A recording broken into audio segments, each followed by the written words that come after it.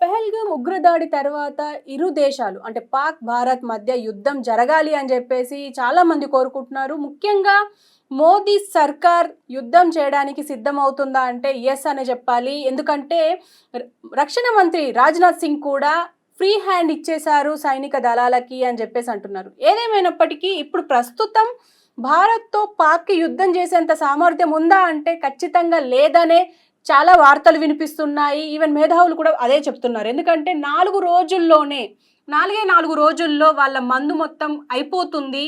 అసలు బాంబులు పేల్చడానికి గానీ, గుళ్ళు పేల్చడానికి గానీ వాళ్ళ దగ్గర మందు అయిపోతుంది 4 రోజుల్లో అని చెప్పేసి అంటున్నారు.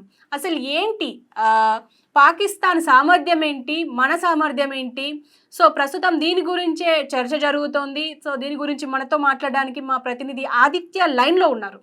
ఆదిత్య, ఆదిత్య మీరు చెప్పండి. ప్రస్తుతం పాక్‌తో భారత్ యుద్ధం చేయడానికి రెడీగా ఉంది అండ్ సంసిద్ధమవుతుంది. కానీ పాక్‌కి మాత్రం ఇంత సామర్థ్యం ఉందా భారత్‌ని ఎదుర్కొనేంత?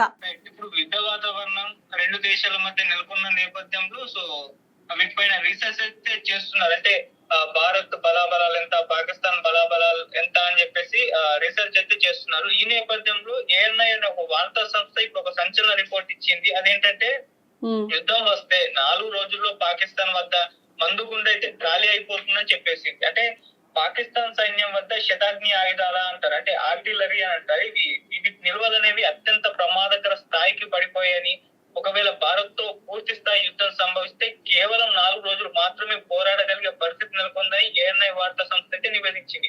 ఈ పరిణామం పాకిస్తాన్ సైనిక సంసిద్ధతపై కూడా తీవ్రమైన ప్రశ్నలు లేవనెత్తుతుంది. అంటే పాతబడిన ఆయుధ ఉత్పత్తి కేంద్రాలు, పెరుగుతున్న ప్రపంచ డిమాండ్ కు అనుగుణంగా ఉత్పత్తి చేయలేకపోవడం, ఇటీవల ఉక్రెయిన్ కు పెద్ద ఎత్తున ఆయుధాలను ఎగుమతి చేయడం వంటి కారణాల వల్ల పాకిస్తాన్ ఆయుధ కర్మాగారాలు నిల్వలను తిరిగి భర్తీ చేయడంలో విఫలమవుతున్నాయని చెప్పి సమాచారం. ముఖ్యంగా అధిక తీవ్రతతో కూడిన పోరాటం జరిగితే ప్రస్తుత నిల్వలు కేవలం 96 గంటలకు మాత్రమే సరిపోతాయని అంచనా వేస్తున్నారు.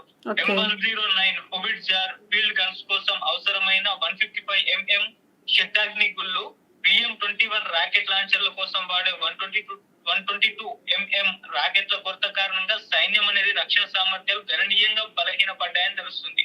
సో ఈ ఆయుధ నిల్వల కొరత పాకిస్తాన్ సైనిక సంసిద్ధతపై అయితే తీవ్ర ప్రభావం చూపుతుందని, ముఖ్యంగా భారత్ నుంచి ఎదురయ్యే దాడులను ప్రతిఘటించే సామర్థ్యాన్ని దెబ్బతీస్తుందని చెప్పేసి విశ్లేషకులు అయితే భావిస్తున్నారు. మరి పరిస్థితి పైన పాకిస్తాన్ సైనిక నాయకత్వంలో తీవ్ర ఆందోళన కూడా వ్యక్తమవుతుందని 2024 మే 2న జరిగిన ప్రత్యేక కమాండర్ల సమావేశంలో కూడా ఈ విషయంపై చర్చించినట్లయితే సమాచారం. అంటే ఆదిత్య చీఫ్ జనరల్ కమర్ జావేద్ బాజ్వా కూడా భారత్ తో సుదీర్ఘకాలం పోరాడేందుకు పాకిస్తాన్ కు తగినన్ని ఆయుధ నిల్వలు, ఆర్థిక స్తోమత లేవని వ్యాఖ్యానించడం గమనార్హం. ఓకే, అంటే ప్రస్తుతం ఆదిత్య ఇగ్లయస్ల గురించి చర్చ జరుగుతుంది. రష్యా నుంచి మొత్తం క్షిపణులు ఇవన్నీ సేకరిస్తున్నారు అని చెప్పేసి అంటున్నారు. ఈ ఇగ్లయస్లు అంటే ఏంటి ఆదిత్య? అంటే భారత రక్షణ వ్యవస్థను మరింత పటిష్టం చేసే దిశగా కీలక అడుగు అయితే పడింది. అంటే పొరుగు దేశాల నుంచి కొంచెం ఉన్న ముప్పును సమర్థంగా ఎదుర్కొనేందుకు, ముఖ్యంగా స్వల్ప శ్రేణి వాయు రక్షణ సామర్థ్యాన్ని గణనీయంగా పెంచుకునేందుకు భారత్ కొన్ని చర్యలు అయితే చేపట్టింది. అందులో భాగంగా రష్యా నుంచి అత్యాధునిక ఎగ్లాయస్ very short range air defence క్షిపణులు అయితే సేకరించింది. అంటే ఇప్పటికీ కొంత స్టాక్ భారత్ కు చేరగా వీటిని వినియోగానికి అయితే సిద్ధం చేస్తున్న సమాచారం. సైనిక దళాలకు ప్రభుత్వం కల్పించిన అత్యవసర సేకరణ అధికారాలను ఉపయోగించి ఈ క్షిపణులను అయితే కొనుగోలు చేసినట్టు తెలుస్తుంది. కొన్ని వారాల క్రితమే ఈ ఆయుధ వ్యవస్థలు భారత్ కి చేరాయి. శత్రువులకు చెందిన యుద్ధ విమానాలు, హెలికాప్టర్లు, మానవ రహిత డ్రోన్లు వంటి గగనతల లక్ష్యాలను తక్కువ ఎత్తులోనే గుర్తించి ధ్వంసం చేయగల శక్తి ఈ ఇగ్లయస్ క్షిపణులకైతే ఉంది. అంటే ప్రాథమిక సమాచారం ప్రకారం అయితే సుమారు 260 కోట్ల వ్యయంతో ఈ కొనుగోలు జరిగినట్లు కూడా అంచనా. అంటే ముఖ్యంగా దేశ పశ్చిమ సెక్టార్ లోని సరిహద్దుల వెంబడి వీటిని మోహరించే అవకాశాలున్నాయని కూడా రక్షణ వర్గాలు అయితే సూచిస్తున్నాయి. ఈ క్రమంలోనే వాయు రక్షణ సామర్థ్యాన్ని మరింత బలోపేతం చేసేందుకు భారత సైన్యం తాజాగా మరో ముందడుగు వేసింది. ఫాస్ట్ ట్రాక్ ప్రొక్యూర్మెంట్ పద్ధతి కొత్తగా 48 లాంచర్లు, 90 ఇగ్లయస్ క్షిపణుల కొనుగోలు కోసం టెండర్ ను కూడా విడుదల చేసింది. ఈ ఆయుధ వ్యవస్థలు ఇప్పటికే భారత్ వాయుసేన అమ్ముల పనిలో కూడా ఉండడం గమనార్హం. దళాలను నిరంతరం యుద్ధ సన్నద్ధతో ఉంచడంలో భాగంగా ఆయుధాలు, విడి భాగాల సేకరణ ఫాస్ట్ ట్రాక్ పద్ధతిలో చేపట్టడం ఇప్పటి కాలంలో అయితే పెరిగిపోవడం చూస్తున్నాం. అంటే యుద్ధ వాతావరణం నెలకొన్న నేపథ్యంలో భారత్ కూడా ఒక అడుగు ముందు ఉండాలని చెప్పేసి ఇటువంటి క్షిపణులను అయితే వేరే దేశం నుంచి కొనుగోలు చేస్తుంది. మరి ఇదేమన్నా యుద్ధం దారితీస్తుందా? అంటే యుద్ధం జరిగే సంకేతాలు ఇప్పటికే ఉన్న నేపథ్యంలో ముందే ప్రిపేర్డ్ గా ఉండడం చూస్తున్నాం. మరి చూద్దాం వీటి ప్రయోగం యుద్ధ రంగంలో ఒకవేళ యుద్ధం సంభవిస్తే ఏ విధంగా ఉంటుందో మనకు కూడా తెలుస్తుంది Harika. Okay okay Aditya, thank you. Thank you. So చూశారు కదా, మొత్తానికి పాక్కి భారత్తో యుద్ధం చేసేంత సామర్థ్యం అయితే తక్కువగానే ఉంది అని చెప్పేసి ఎన్ఐఏ రిపోర్ట్లో అయితే బయటకు వచ్చింది అని అంటున్నారు. ఏదేమైనా అంటే భారత్ ఆల్రెడీ స్ట్రాంగెస్ట్ 6th ప్లేస్లో ఉంది పైగా ప్రపంచ దేశాల్లో.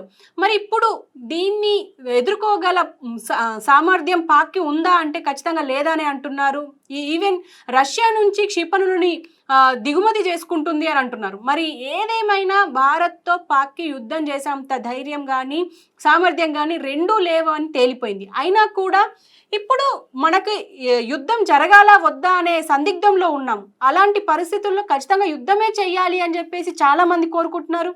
ముఖ్యంగా ఇప్పుడు మన సైన్యం కూడా అటు కదులుతుంది అని చెప్పేసి కొన్ని వార్తలు వస్తున్నాయి. మరి ఈవెన్ కాల్పులు కూడా జరుగుతున్నాయి ఎల్ఓసిలో అని చెప్పేసి అంటున్నారు. ఏదేమైనా అసలు ఏం జరుగుతుందో ఖచ్చితంగా ఎదురు చూడాల్సిందే. ఈవెన్ యుద్ధం అయితే జరగొద్దు అని చెప్పేసి ఇంకా కొంతమంది మాట్లాడుతున్నారు. ఎందుకంటే ఆర్థికంగా కానీ ఫైనాన్షియల్గా, ముఖ్యంగా మనం ఫైనాన్షియల్గా వెనుకబడిపోతాము, 1000 ఏళ్ళ వెనక్కి వెళ్ళిపోతాము ఒకవేళ వాళ్ళు అణుబాంబులు యూజ్ చేస్తామని అంటున్నారు.